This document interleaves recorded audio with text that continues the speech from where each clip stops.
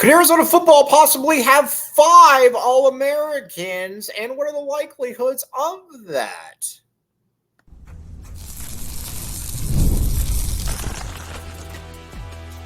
You are Locked On Wildcats, your daily podcast on the Arizona Wildcats. Part of the Locked On Podcast Network, your team every day. Thanks for keeping it locked on Wildcats. I'm your host, Mike Luke. This show is brought to you by the Ultimate College Football GM. Check it out. Download from app stores or visit ultimate/cfp.com. 100% free boost. Use code LOCKEDONCollege in-game store. Okay, now we are going to talk about Arizona football, on this show. And there are a lot of players on this team that I think you could easily make the case are going to be All-Americans or should be on that short list. And we're going to break all of those down, possibly some wild cards, maybe somebody that's getting a little bit shortchanged out there, all of that. But first, the one that obviously is the no-brainer one is Tario and McMillan. T-Mac, as we all know, is cut from a totally different cloth than I think any wide receiver in the country, and certainly any wide receiver that's ever come to the University of Arizona.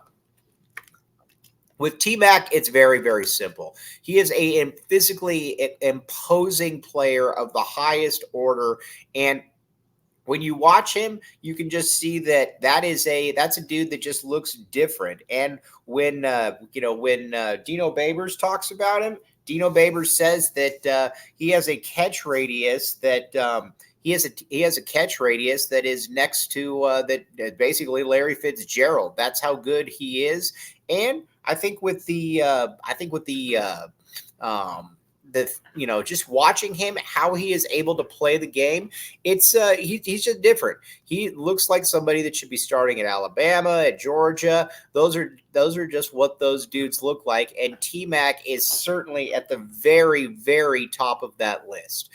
Watching him, especially post-injury, he looks fine. He looks ready to rock and roll. And again, when Dino Babers, the offensive coordinator, says that, he has a catch radius, the new fancy term, that rivals Larry Fitzgerald, that is obviously about the highest praise that anybody can give somebody in that regard. And they play a little bit alike. I mean, they both got very, very similar hands. They're both very big. They both have a quiet demeanor about them. And they just kind of look like they've done it. Plus, I think they're players that, just with their, the way they go about their business, the way the players gravitate towards them, they just kind of look like they get it. And I think with T-Mac, that is that dude. Now, there's some people that think Luther Burden is better than him. I don't get it.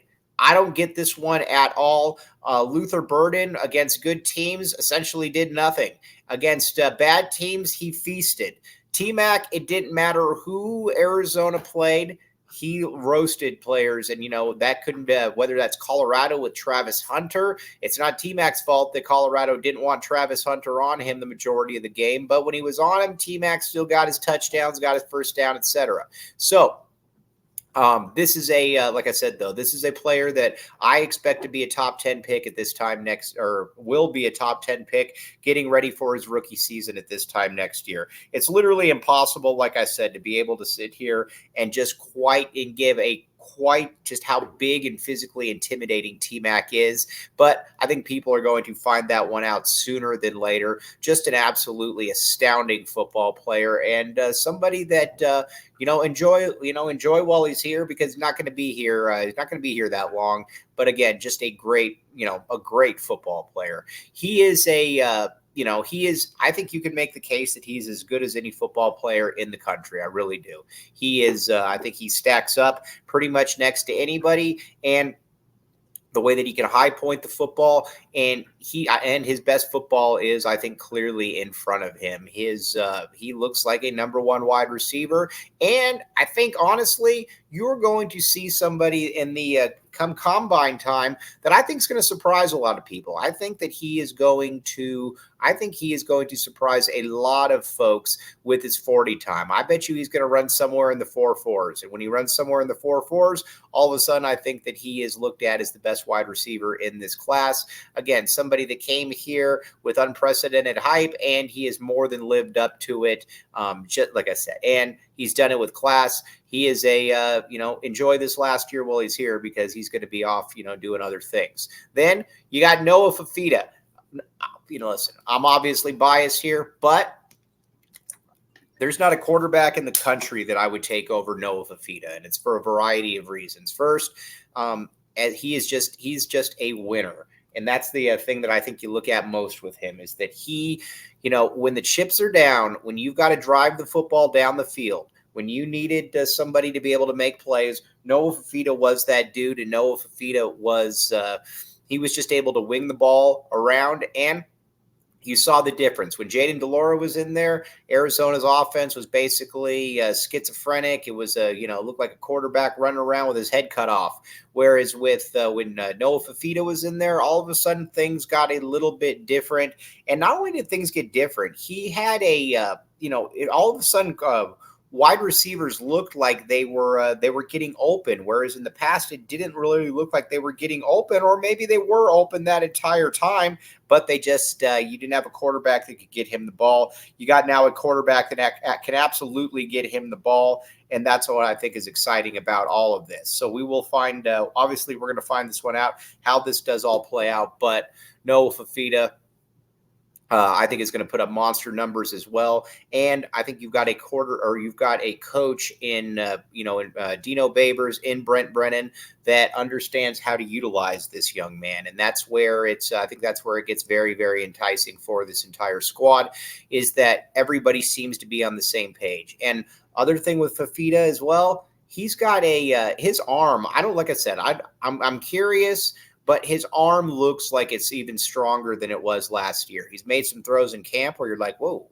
I didn't know that he could make that. And I think he's going to show everybody this year that, there's a next level that he can take to his game.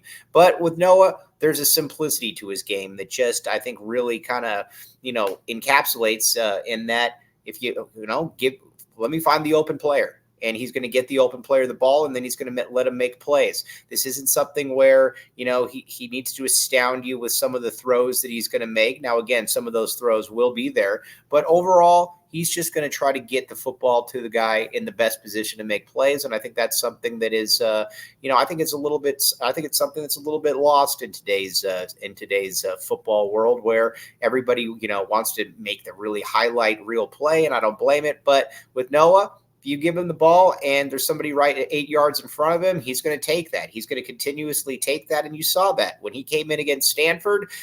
Arizona's offense was not moving. Noah took everything that was given right in front of him and marched Arizona right down the field and scored. He's going to be able to do that, I think, again this coming season, but you're going to have him for the entire season. So if you were to tell me that Noah Fifita is going to be an All-American, I could see it. He's also the quarterback that I would take over anybody in the Big 12.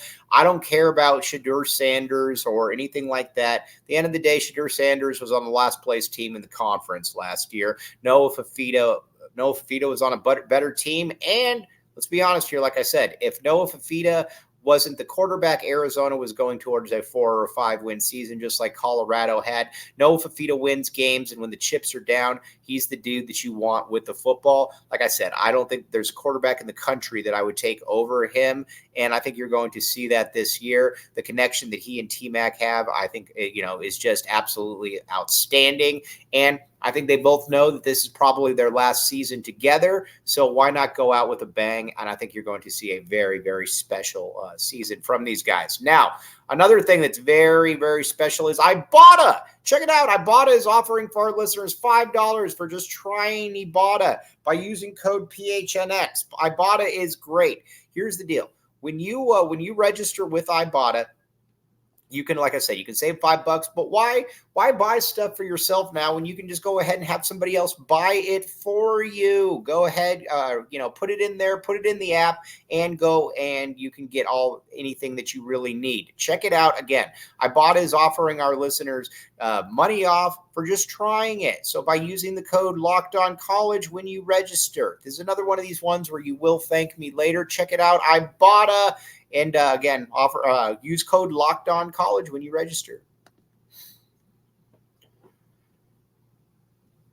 Thanks for keeping it locked on Wildcats and making this your first listen of the day. I am your host, Mike Luke. Okay, now we talked about two guys that are obviously right at the forefront of of Arizona football and college football. Honestly, T-Mac obviously is a first-team All-American. You got Noah Fifita, who is was the National Freshman of the Year this past year. Now, there's still somebody else on the offense that I think we need to talk about, and that is on the offensive line. That is Big Jonah Savona. Jonah Savona, to me, is a first-round pick. He is he's the epitome of somebody that sometimes on the islands you can players can be a little bit overlooked, and that's I think exactly what happened with Jonah Savona. Granted, it was the COVID year, so that wasn't going to be that was going to be a little bit different, but with him. He just, get another dude, just looks totally different. Looks like he should be at Georgia. Looks like he should be at Alabama. And he is, you very rarely see somebody that at 335 pounds carries his weight in the manner in which he carries it. I mean, he's got a thin waist for a man that big, and he can play inside. He can play outside. He's going to be a day one NFL starter next year. It just, obviously depends on assuming he goes pro. But overall, just a really, really good football player. And I'd be very curious if there are 5 better offensive linemen in the country than him. He's going to be at right tackle this season. I've always thought that was a little odd, but this coaching staff believes in Rhino at left tackle, and Jonah's obviously shown at guard that he can be that he can really be that dude. So we will, at right tackle. And so if you can get that shut down on one side, and then Big Rhino takes over on the left, then maybe you got some stability for next year as well. But Jonah is going to be in the NFL in a year. He's another dude that, like I said, he could have gone anywhere in the transfer portal. Arizona did a good job of keeping him. And like I said, watch him this year, because you don't see a lot of linemen that come through here that look like him. I mean, you don't find a lot of offensive linemen first-round picks. Now, again, Jordan Morgan was one, so you got to give him a lot of credit there. But with, obviously with Jonah, his coaching staff feels great about him, but it also shows you too that they obviously feel good about Big Rhino at left tackle, because if they didn't feel good about Big Rhino at left tackle, I would assume that they would move him over. So you got 3 absolute first-team All-American candidates on the Arizona offensive side of the football, and again, that's something that's fairly.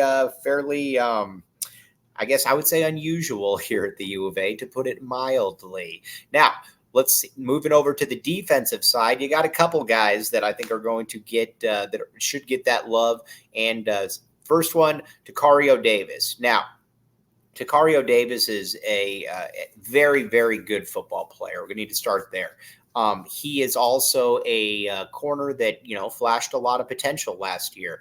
And I think by entering the transfer portal, a lot of people figured out, who he was. They were able to look at him and say, all right, who's this guy? And obviously the measurables are fantastic for him. He's a 6'3", 6'4" corner, and he led the conference in pass deflections last year. That's obviously a very good thing. The one thing about him is he can't catch the football. That's for sure. And he dropped so many interceptions last year. And I think that you're Tacario Davis, or you're this defensive coaching staff, and you can get him to catch half of those, then he's going to be a first-team All-American, and he's going to be a top 10 pick in the NFL draft, because, he's going to be around the football. And the previous coaching staff did a very good job with him. He is, I think a lot of people figured that he was going to have to move over to safety, but that hasn't been the case. He's been able to play corner, and I think that he very much lines up with that kind of taller, bigger corner that you're looking at in the NFL. He is a big part of it too. I think is going to be, what does he run? Does he run a fast 40?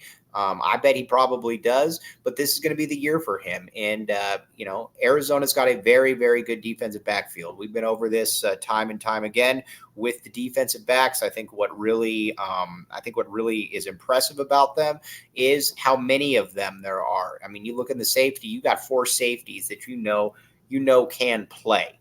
You got four safeties that you know for a fact can play.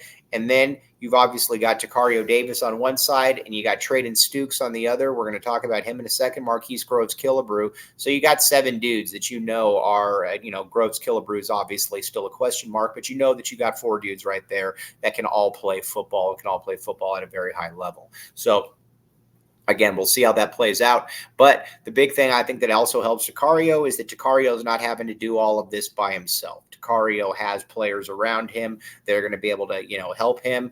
Like I said, on the back end, it's not like he's one corner out there and there's nobody that can really help him, which I think is going to be a big thing. Now, we mentioned Traden Stukes. Dwayne Aquina has mentioned multiple times that he thinks Traden Stukes is the best nickel in the country.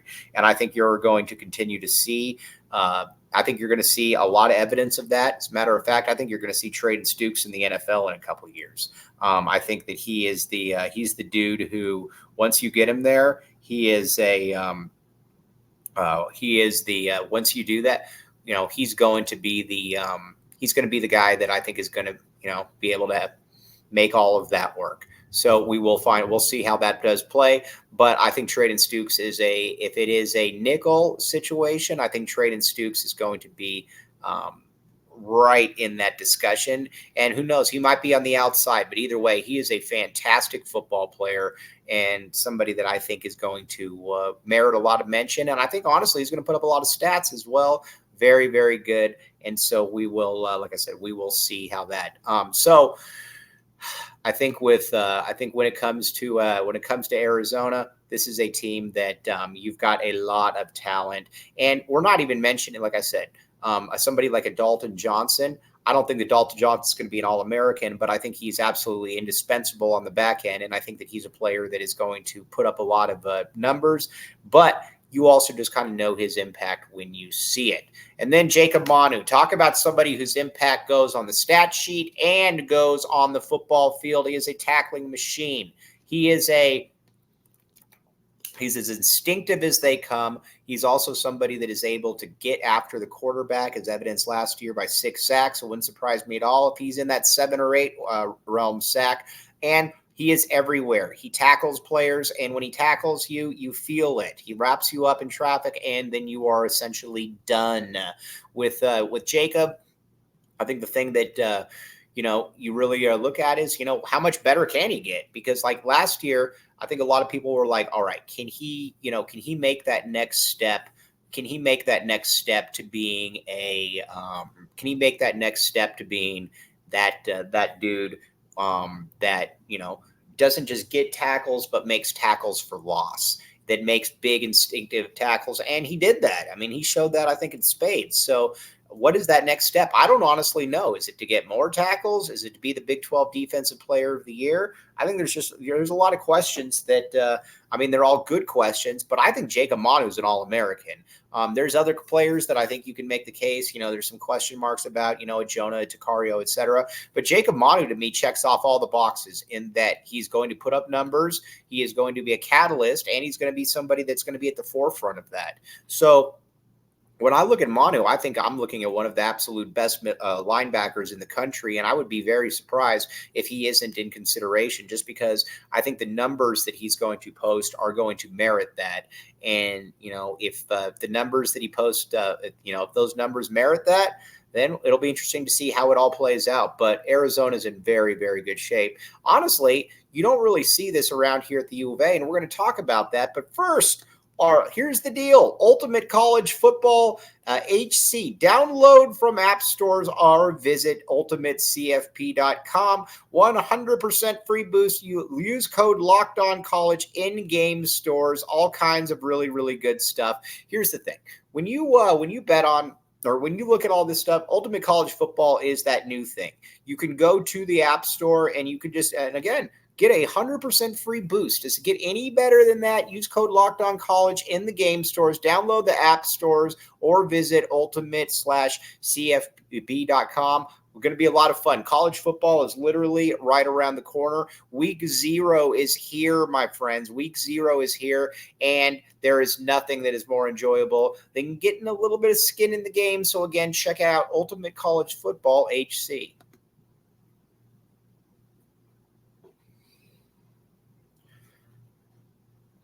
Thanks for keeping it locked on Wildcats. I'm your host, Mike Luke. All right, now let's talk a little bit about just what we have here. Arizona football, you generally don't see 5 players that are, can be All-Americans. And Arizona's got exactly that. Not only do they have exactly that, you probably got 5 of the top 100 players in the country. They're sprinkled all over. And so, it's something like we've been talking about time and time again. You got to strike, and you got to strike now. This is the year to strike. And if you strike, then I think it makes it a lot easier to be able to recruit next year, to be able to bring in players in the portal, because you can say, hey, listen, we still got Noah back. You got a lot of players here that can make a lot of different plays. And by the way, we won 10 games the last 2 seasons. So check us out. Now, if you win 7 games, not good enough. But the talent is certainly there, and you very rarely see that type of talent here at the U of A. Now, some of the wild cards that we're talking about, maybe a Wendell Moy.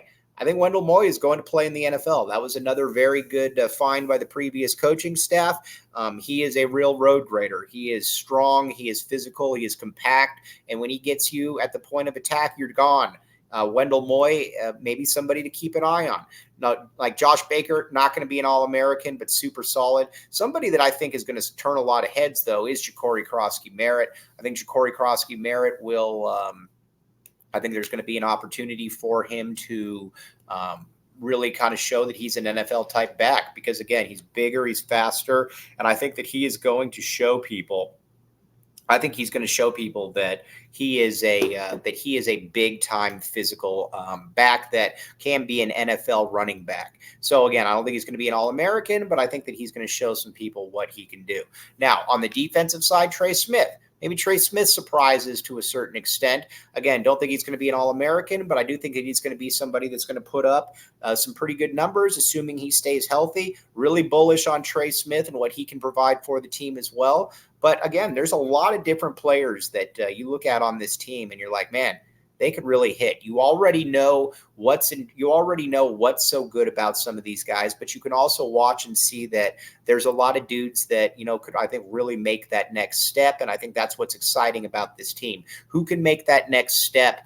And, which players that are, held over can still, improve their game. And the answer is all of them. But again, I'm going to keep saying time to strike is now, because if you don't strike this year, then I think I don't want to say you're back to square one, but you start wondering to yourself, all right, with all these players, why couldn't they make it happen? I think that Vegas is wrong on this. I think that Vegas is going to continue to see U of A surprise them, but it's, the time is here. The time is now. We're a week and a half out. The coaching staff obviously feels good about everything going on, and the players do as well. You can tell, again, this is a humble group of players. There's also a quiet confidence in them as well. So, that's where it's going to be. That's where it's going to be interesting to see. So we will find that out. But overall, just like I said, this is a loaded team. This is a loaded team with a lot of talent, and we will. But the time is over. I'm also glad too. You got a couple games before that Kansas State game where you can really see what everybody is. Make sure everybody's on the same page, and then you go into Manhattan, Kansas, and then it is game on from there. Then you got Utah after that. So again, the fun off season. But football is here. Now, tomorrow we're going to talk some more football. We might talk some more Tommy Lloyd. We might talk a little bit of Tommy Lloyd domestic high school recruiting, all kinds of stuff. But as always, very, very much appreciate you all making Locked On Wildcats your first listen of the day. Again, football is here, my friends. Football is here. Let us embrace. Let us enjoy. Have a great rest of your day. And as always, thanks for making Locked On Wildcats your first listen of the day.